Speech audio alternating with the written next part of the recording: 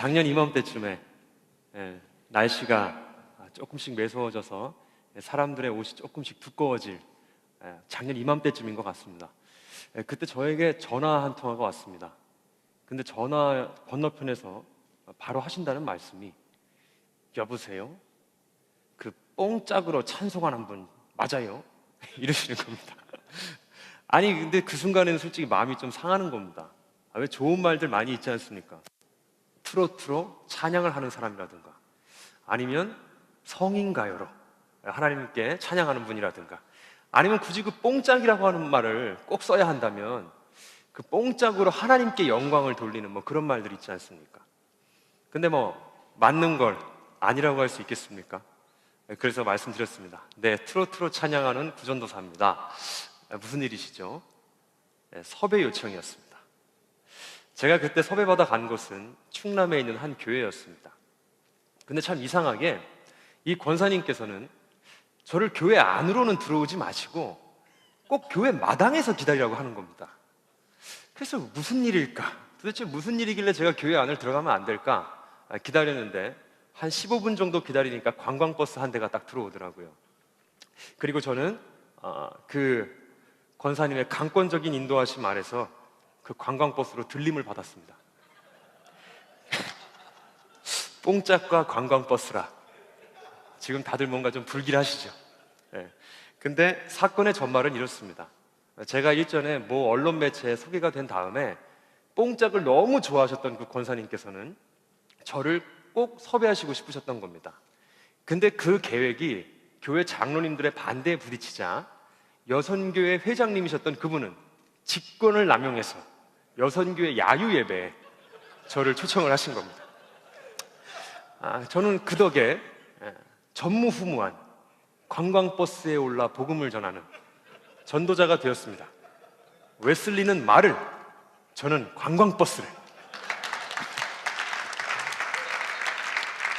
그 버스 안에서 있었던 일은 저도 앞으로 목회를 해야 될지도 모르기 때문에 상상에 맡기겠습니다. 다만 무엇을 상상하시던 그 상상이 맞습니다.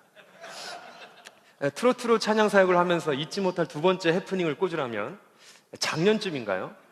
제가 한 시골교회, 농촌교회에 사역을 갔을 때였습니다.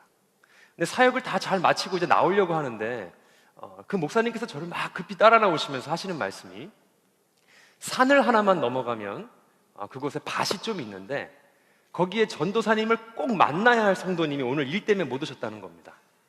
그러니까 교회에 이동식 앰프가 있으니까 이 앰프를 본고에 싣고 가서 그 밭에서 한번 좀 리사이트를 한번 해주시면 안 되냐는 말씀을 하시는 겁니다. 어떻게 하겠습니까? 아골골짝 빈들에도 간다 했는데 영혼이 있는 밭이라면 당연히 가야죠. 그래서 아멘! 그리고 따라 나섰습니다. 딱 본고를 타고 딱 내리니까 이제 비닐하우스가 있고요. 그 안에 이제 우리 아주머니 한 6분 정도 되시는 분들이 이렇게 밭을 막 이렇게 메고 계셨습니다. 그곳에서 이동식 앰프를 꺼내놓고 제 준비했던 그 리사이트를 쫙 했습니다. 역시 그날 저는 또 새로운 신기록을 세웠습니다. 비닐하우스에서 복음을 전한 전도사, 구전도사. 맞습니다. 사진에 보시는 대로 저는 뽕짝 가수입니다. 뽕짝 가수도 그냥 뽕짝 가수가 아니라 뽕짝 찬양 가수입니다. 2009년도에 인카네이션이라고 하는 트로트 찬양 음반을 발매하고 그때부터 찬양 사역을 시작을 했습니다. 모두의 우려와는 달리 성도님들이 이 뽕짝 찬양을 많이 좋아해 주시는 덕에 현재는 이제 3집 음반까지 발매를 하고 바삐 찬양 사역을 잘 감당하고 있습니다. 근데 여러분들 아마도 궁금하실 겁니다. 왜 뽕짝이냐는 겁니다. 음악에는 수많은 장르가 있지 않습니까? 근데 왜 하필 트로트냐는 겁니다. 근데 제가 이 자리를 빌어서 그동안 하고 싶었던 고백, 이 고백을, 충격적인 고백을 하나 하겠습니다. 저는 트로트를 좋아하지 않습니다. 진짜입니다. 전 트로트를 진짜 좋아하지 않습니다. 그런데 왜 난데없이 트로트냐 이겁니다. 저 하나님께 수없이 울며 불며 매달렸습니다. 그때마다 하나님 응답하십니다. 뽕짝이 내게 조카도다. 진짜로 하나님한테 저는 하기 싫다고 기도했던 적도 있었습니다. 근데 이 이야기는 2007년으로 거슬러 올라갑니다. 음악을 좋아했던 제가 노래를 배우러 다녔던 적이 있었습니다. 근데 노래를 가르쳐주는 선생님께서 저에게 숙제를 내주셨는데, 저는 노래 한 곡이라도 은혜롭게 부르고 싶은 마음에 그 노래 가사들을 바꿔가지고 찬양으로 만들어 불렀습니다. 뭐 예를 들면 이런 겁니다. 뭐 그대 앞에만 서면 나는 왜 작아지는가? 이거는 주님 앞에만 서면 나는 왜 작아지는가? 뭐 이렇게 한두 곡씩 바꿔 불러가다 보니까 이 노래가 조금씩 학교 안에서 유명세를 얻게 되고, 그리고 제 주변 지인 전도사님들이 아름아름 저를 초청을 하기 시작했습니다. 그래서 제가 주변을 이제 아름아름 찬양사역 아닌 찬양사역이죠, 그걸 다니고 있는데, 어느 날 제가 한 수련회에 갔을 때 제 다음 순서가 찬양팀이 나와서 신나게 막 찬양을 하는 순서였나 봅니다. 이제 찬양 밴드가 올라가고 학생들은 막 뛰면서 찬양을 하는데, 제 눈에는 거기서 막 즐겁게 뛰는 그 모습들은 눈에 안 들어오고, 저 뒤편에서 이 모습을 부럽게 쳐다보시는 우리 집사님, 권사님들의 모습이 눈에 보이는 겁니다. 알고 보니까 식사 봉사 하시러 그 수련회를 따라오신 우리 권사님, 집사님들이었습니다. 그리고 제가 짐을 챙겨 나갈 때 한 소리가 제 마음을 때렸습니다. 그 권사님이 탄식 소리를 내셨습니다. 뭐라고 하셨냐면요, 나도 저렇게 한번 흔들어 제껴봤으면 속이 다 후련하겠네 라는 이야기였습니다. 아팠습니다. 진짜 마음이 아팠습니다.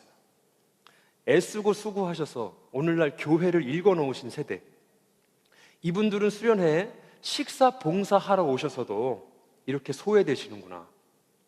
이 아픔이 사그라들 줄 모르고 커지다가 오늘날 교회의 40대, 50대 우리 아줌마, 아저씨들, 정말 이분들이 크리스찬 문화에서만큼은 절대 소외되셔서는 안 되겠다, 뭐 이런 생각이 들어서 저는 트로트 찬양을 하게 된 겁니다.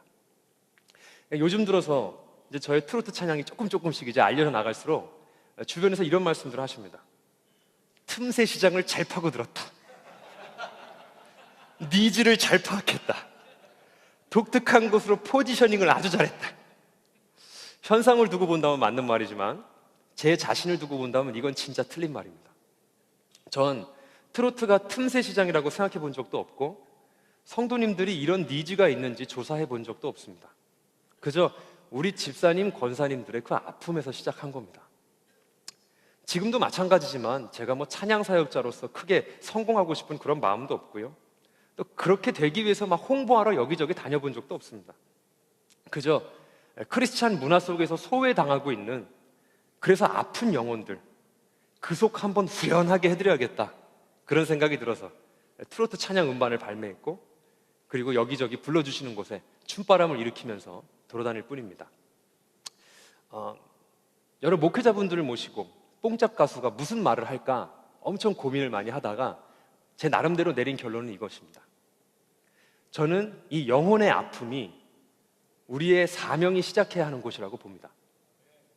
영혼 그리고 아픔. 우리가 진짜 사업을 하는 사람들이라면 니즈를 파악하고 경쟁사의 강점과 약점, 그리고 우리의 강점과 약점, 그리고 어떻게 전략적으로 포지셔닝을 해 나갈 것인가, 뭐 이런 것들을 조사하는 것이 맞겠죠. 그런데 우리가 사명을 가지고 사역을 하는 사람들이라면 우리의 사명의 시작점에는 다른 그 무엇보다 이 영혼이 있어야 한다고 생각합니다. 사명의 시작점에 어떤 웅장한 건물이나 뭐 수많은 성도, 아니면 뭐 넘치는 재정, 뭐 이런 것들이 있다면 우리는 세상의 샐러리맨이나 자영업자들과 달라지는 게 없는 것 아니겠습니까? 물론 이것이 필요 없다는 것은 아니지만 이것이 시작점에 있을 것은 아니라는 겁니다. 영혼에서 우리의 사명이 나와야 한다고 생각합니다. 또 하나, 사명의 시작에는 아픔이 있어야 한다고 저는 생각합니다. 영혼의 아픈 마음에 함께 공감할 수 있어야 한다고 생각합니다. 그 마태복음 9장에 기록된 그 예수님이 무리를 보고 그 민망히 여기신 그 마음 말입니다. 신나게 찬양하는 그 청소년들을 보고 부러워하던, 그리고 또 아파했던 그 권사님, 집사님들의 마음에 제가 그때 공감했던 것 말입니다. 제가 그다지 좋아하지 않는 뽕짝을 부르는 이유는, 제가 뽕짝을 부르면 아파하시는 그 영혼들, 우리 집사님, 권사님, 장로님들이 신나게 춤추시면서 웃으시기 때문입니다. 그런 의미에서 저에게 뽕짝은 바로 이 영혼들의 아픔에서 시작한 저의 고유한 사명입니다.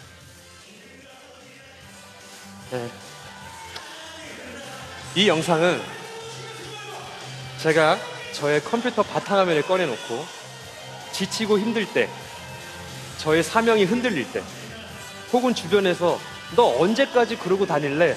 뭐 이런 이야기를 할 때, 그때마다 제가 찾아서 보는 영상입니다. 이곳에서 함께 춤추시는 성도님들의 모습은 제가 이 땅에서 누릴 수 있는 작은 상급입니다. 한낱 뽕짝 가수가 여러 목회자분들을 모셔다 놓고 사명 운운해서 정말 죄송합니다. 제가 아직 목회를 잘 모르고 순수해서 그런 것일 수도 있습니다. 너그러이 봐주십시오.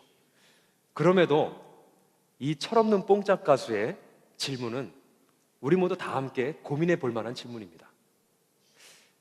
당신의 사명은 어디서부터 왔습니까? 감사합니다.